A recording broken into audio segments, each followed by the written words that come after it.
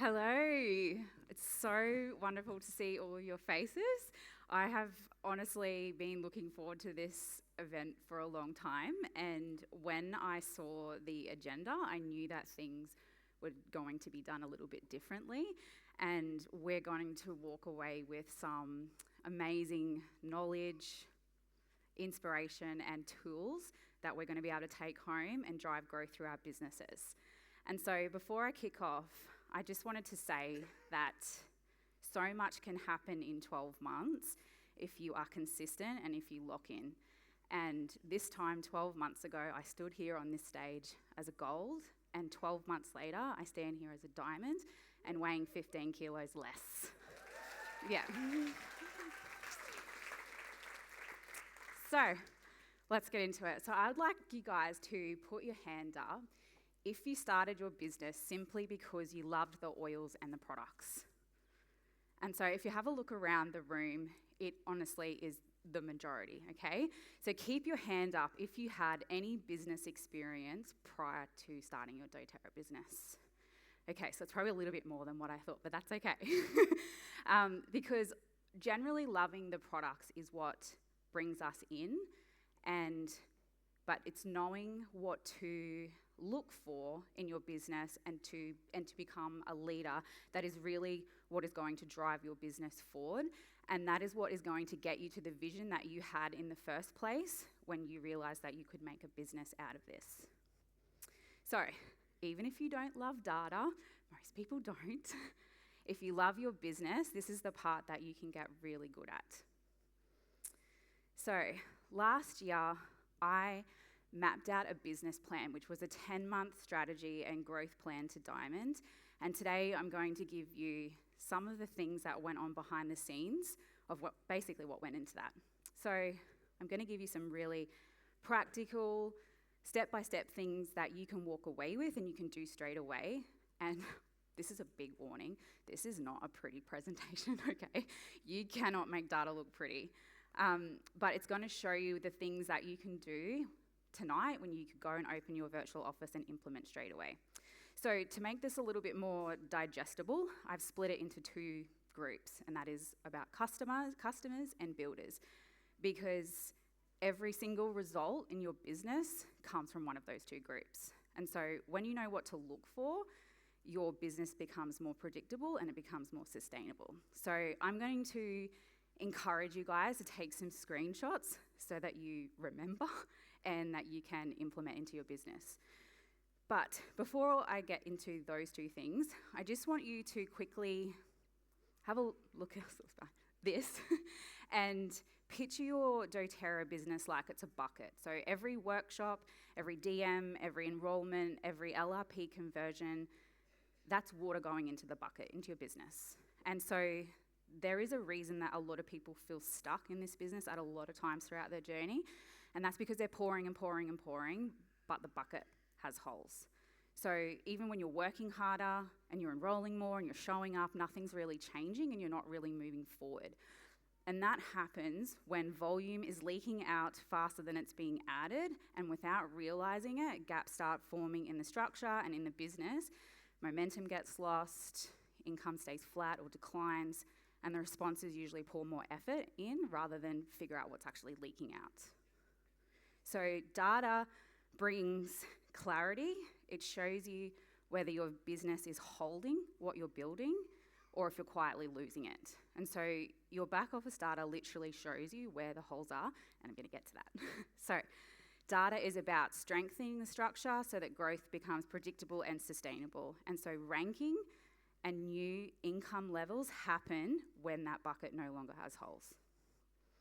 So let's start on the customer data. So this is your retention and how you can drive growth through your customer data. Now, this is the big fat warning, okay? This is the boring, unseen work behind the scenes that no one wants to do. This is what I did every single month in the lead up to gold, platinum, and diamond in 18 months. And it was doing these same boring, repetitive tasks over and over and over and over again. So Might be one that you want to take a screenshot of. So these are monthly non-negotiables, as in you should be doing this every single month. So failed LRPs, that's obviously business that you're losing out at the back end of your business. That is expired credit cards, insufficient funds when orders go to process, and it's a really good habit to do this 3 times a month, 10th, 20th, 30th, 28th, whatever the month is. So we'll talk a bit more about that, but just before I get to that, the 6-month inactive report, so you can find these in your dashboard under the quick reports, and they are your warm leads list. So they are people who have purchased the oils and products and experienced them for themselves already, and they have trust in you because they have purchased from you before. So these are people that you need to continuously nurture, okay? So we're not selling at these people all the time, we're just nurturing them. So include them in your emails, repurpose some online workshops that you've done, offer value in some way, call them. I know you're all saying I'm not going to call people. Call people. If you've got a new recipe that you've done, give that to them, a new ebook, and send them any reactivation offers that dōTERRA might be offering as well. Okay, so they're really, really important, those people. And standard orders, these are my personal favourite. This is like your hot leads list, okay? And so this is where you can really, really see an effective long-term growth because you can contact these people. It's my favourite. You'll find it in the detailed genealogy report. And when you see a standard order, you can open up their invoice, have a look at what they've purchased. So if you don't know what to say, have a look at what they bought. And that's a really good conversation starter. So my favourite is when I can see that I can reach out to this customer and I can say, oh, I'm so glad you're trying this or you're going to use this. We've got this ebook if you need to make anything, blah, blah, blah, however you want to flow that conversation. And then I say, look, just so that I have done my job properly, and really, really important here that you deliver the information to the customer like the business person that you are. And so put aside any thoughts, assumptions, just deliver the information. And so I would say to my customers, if you had have ordered via the loyalty rewards program, you would have received the free product of the month, free shipping, and $30 back on your order. And you'll notice that I said dollars, not points, because points don't mean much to customers, dollars do. And so, and I can say, I have an amazing account manager who can help you get those things, and we will help you so that you don't miss out on that. And guys, really, really utilize account management with this because we can provide such a superior service to our customers by making sure that they're not missing out on anything. And so when I've had these conversations, I would say 90% of those customers will go on to loyalty rewards then and there, or there might be a few that might take it up in the months following that. So tell them about it. Have them set up their loyalty rewards template for the following month and say, we'll get that sent out to you. So when I look at reports, there's 2 things that I like to do is interpret the data and then come up with a growth strategy from it as well. So interpreting these 2 reports as failed orders are early warning signs of future inactivity if they're not actioned immediately. So they're small holes, they're easy to fix, they're really cheap if you ignore them, and they're expensive over time. Standard orders often reflect a gap in onboarding. Maybe you didn't have the conversation when you originally enrolled them. Is it follow-up or is it clarity about how the products can fit into their daily life long term? And inactive customers can often be a relationship or an education gap, amongst other things. So a growth strategy from these reports, and this is something that we did consistently last year, is you guys will hear the word duplication all the time. And I remember in one of these events and I was like, what does that even mean? And so this is one of those things that you can duplicate through your team, is the things I've just discussed. If your whole team is doing that, then you can start to visualize that everybody is working on fixing the holes in the business and therefore everybody rises at the same time. So have a think about the things that you can do to engage that customer base that perhaps aren't ordering, the usage of oils and products. And so I've listed some of the things there because I wanted to give you guys some specific examples like swap your spend classes, monthly themes, YouTube videos and day in the life from people in your team is really great as well. So repurpose content. If you need some time off, repurpose your content. Most people have years worth of stuff, right? And a really good part of growth strategy is those 6-month inactive people that you're nurturing. If you're consistently nurturing them, they come out the other side at some point. And with 6-month inactive customers, you get to move them within your tree, fill the pods that you may need to fill, or use that to rank. Okay, the next one that I'm going to talk about is a relatively new report, I believe. It's under team and sales dashboard, and this is your customer sales. And so what you can see on the screen there is the top 20 products sold within my business in 2025. And so when I'm looking at this, I'm interpreting what that data is telling me. And number one is the product of the month, and I'm like, our team rocks. So what it's telling me is that we excel at the product of the month education, and that we excel at explaining the value of the loyalty rewards program.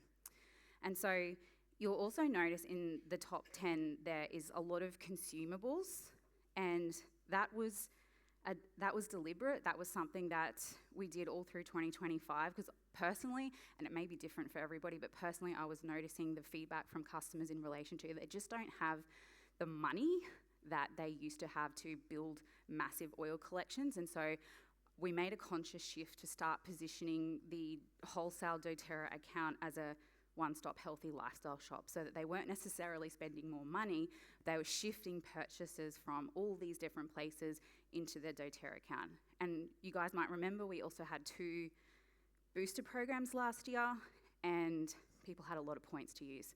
So we were like, use them on cleaning products, and started to get them to explore different parts of the business and the products, I should say. So that data was telling me that we were really effective in our education and all our communications through the customer community about swapping their spend. Now, in the second column there, you'll notice that the annual membership renewal is there as well.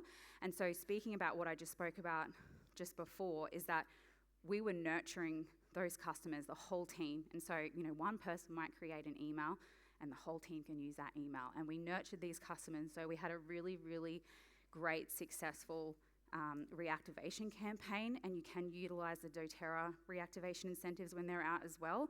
And so what happens is when you're reactivating customers and you're enrolling, that's when you start to see that really explosive growth. So if you ever sit down in your business and you're like, I don't even know where to start, that one there is a really good one about how you want to go forward. So, I've skipped across one. The next thing I want to talk about is growth strategy, and I'm going to give you guys a bit of an insight into my thinking for 2026. And whilst everything was as I sort of wanted it to be in that top 20 sales, I want more supplements in there, and I'll give you the reasons why. So you'll notice that the second most purchased product is the MetaPower Collagen. That's my ride or die product personally. And I talk about it all the time, I sell it all the time, and it's there. It's got some electrolytes, obviously a bit of a newer product, but it is coming through. But the one product that I want to see on there, and you guys might be able to have a different strategy for this, but I'm just going to sort of show you how you can use data to come up with a strategy for growth in your business, is that I want to see LLV in there. 2 reasons, obviously, because it helps people's health. But number 2 is that it's 100 PV, and if I can have 30 customers who are repeat buying LLV every month, well, there's 3,000. There's an elite leg, right? So that's a big piece that I'm going to do this year, and our team's going to do this year. And so how are we going to do that? So we do supplements education. That should say, could be foundational wealth, but it's supposed to say health. Then delivering an ebook, which we're going to do, the day in the life, so that it's really, really emphasising how all of these different dōTERRA products form someone's lifestyle, and emailing the info. Excuse me. So if we need to do that, what actually needs to happen behind the scenes for us to be able to do that? Do we need expansion of knowledge? Does my team need some more knowledge and education? Is my team actually taking it? So that's thinking about how we're going to actually implement that. I need to talk to the team and we come up with strategies around that. So Something that we did last year, which I think went really, really well, was I actually used this data and showed our customer base this data. Because I can stand here and say, Metapower Collagen is so amazing. I love it so much, and our community loves it. Like, everybody buys it. But when you can back it up with the data, people are like, I think I might be missing out on something, and there's a point there. Maybe I'm going to try it. So that was really effective as well. And so when you're thinking about, products that you might want to sell to drive growth in the business, it's plan out your community education themes. And sometimes in line with the dōTERRA energy map is really, really effective. And I've been told that you guys will be able to have access to that. And all the different seasons of the year, thinking about what people need at different times of the year. So let's talk about the other side of the business, which is your team data. And so that's your builders. And customers is what creates income, but builders is what creates freedom. So using data to ranking doesn't magically happen. It's maths, leadership, and increasing your capacity. So if you have a goal this year, and I'm sure most of you do, start with the goal, and I'm going to give diamond as the goal. You need 12 elite legs. Yes, you also need 4 silvers, but we're going to talk about the elites. We know that elite is 3,000 in volume.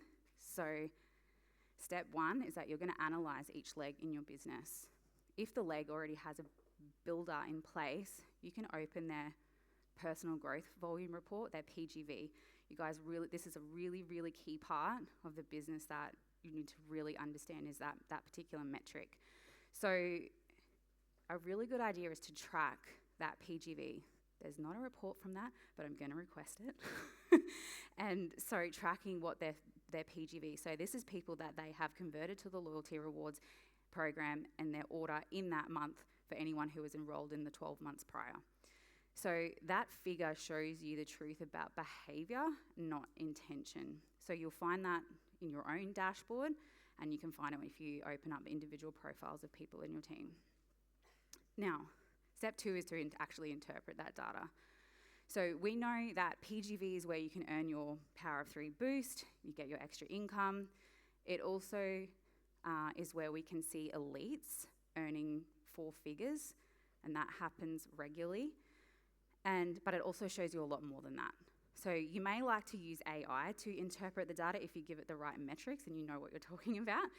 But as a general rule, if a builder is sitting around 400 PGV or above, that is a performing leg. So that person is likely enrolling, converting to LRP, they have momentum, and they're likely coachable. So that's someone that you can likely work with towards elite. Now, if their PGV is under 200 or minimal, then you need to have a plan for growth for that leg. So low PGV doesn't make anybody a bad person, but it does tell you something important about capacity, sales performance, and direction. So something that I do, this is just me extracting data and putting into a table. I categorize this into like a traffic light system. So a green is strong PGV, there's momentum present. I like to recognize these people in the team because they're obviously doing something really, really effective.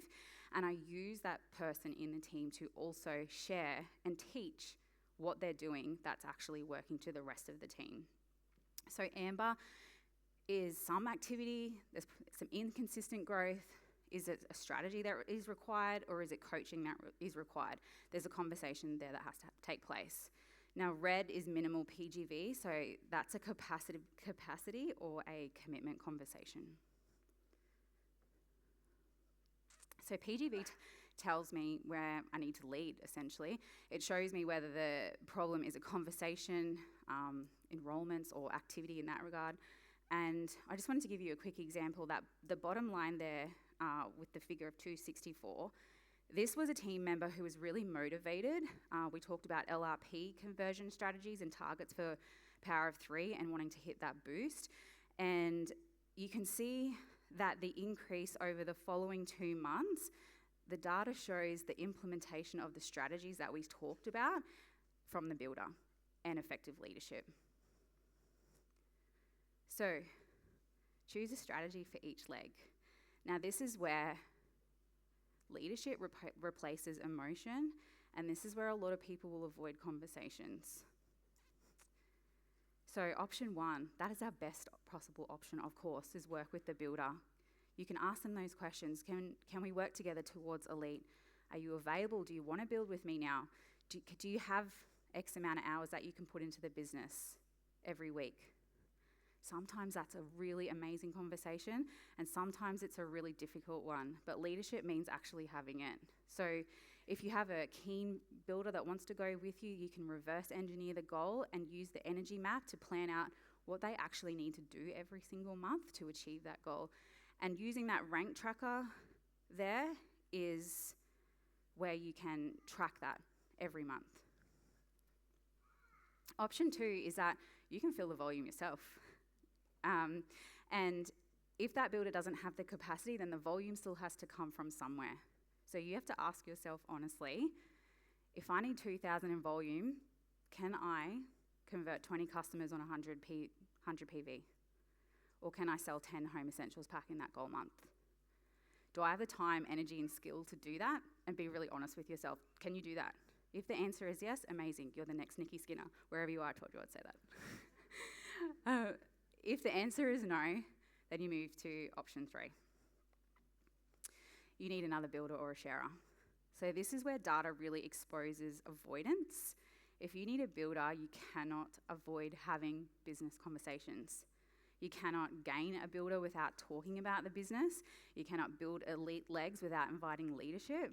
And you cannot rank without expanding your conversations. So if you're like, I don't want to talk about the business, but you want to rank, that's what you have to do if you can't enroll that many people yourself. So the data tells you where you need a builder or where you need to have a conversation, and your actions will determine whether you find one. So this is a monthly team tracking, and this was something that I looked at every single day in the diamond month, but I look at this regularly every single month. And so this you can find when you click on your overall volume, and it will bring up this screen. So the top line there is the percentage change or increase or decrease compared to the same time last month. So this was a screenshot from early in a month, and we had a 41% increase on the month prior from the same date. So this is where I really look at where my teams are at and what's happening. What do I need to do to lead them to action? Who is someone going for a goal that I know about? Like, how close are they getting? Where do they need to be to hit the goal by the end of the month? Who needs support? Who needs clarity? What do I need to do in those particular legs? So as my growth strategy, I identify which legs are growing, which are flat or declining compared to the prior month, and I prioritize leadership on the legs that are flat or declining.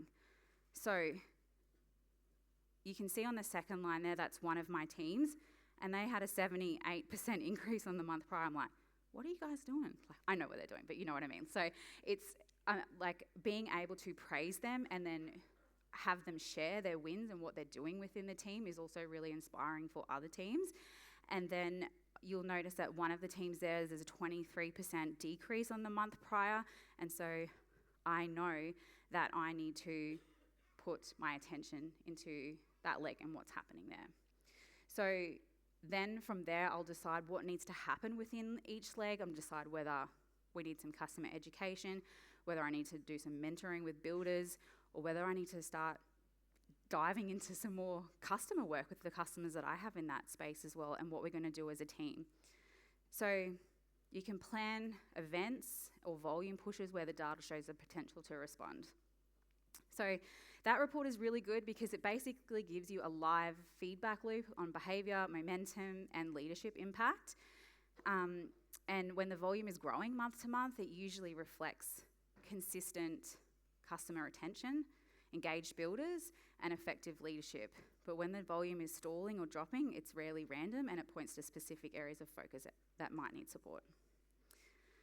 So you can love the products and helping people and still lead like a business owner. You can be heart-led and data-informed at the very same time. A diamond is built on clarity, conversations, and consistency. And I know that a lot of you will have goals in mind and you really have to stop hoping that it will happen.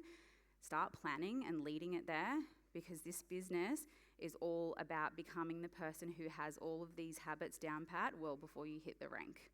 Thank you, guys.